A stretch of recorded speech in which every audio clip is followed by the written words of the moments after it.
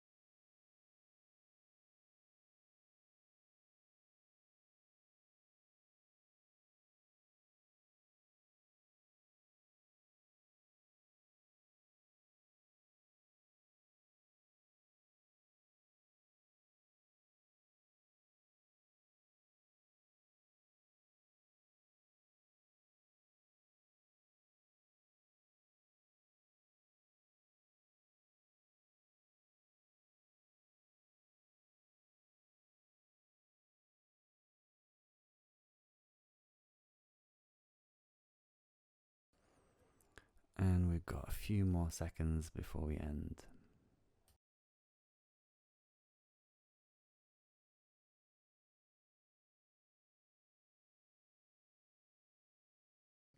So one of the things that I find extremely fascinating with this kind of work is how often we can feel such passion for places that are not our own.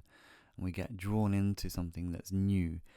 And I'm guilty of this as much as anybody else, and perhaps even more. I've got a strong desire for newness.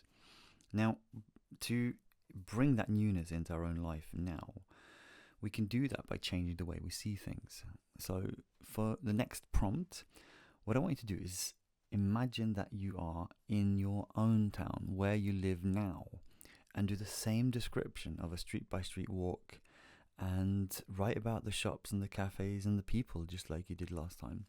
But just remember the place that you're in now and see if you can bring back some of that excitement of a place that you live now.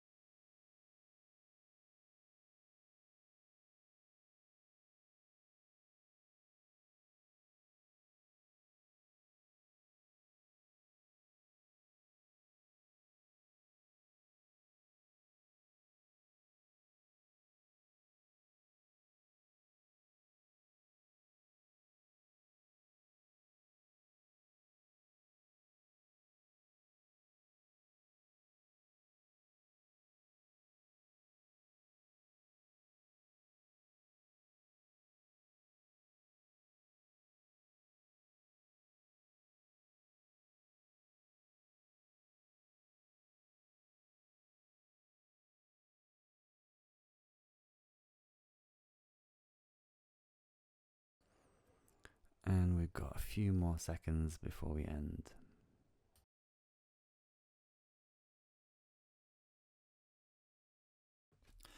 Thank you so much for joining me on this short guided journaling session. And if you're interested in more of these, give me a like and a follow so I know which ones are working, which ones are not working. Would love to hear a comment from you about where you're writing about, both your imagined place and your home place. And just keep writing. That's the way forwards. Thank you very much.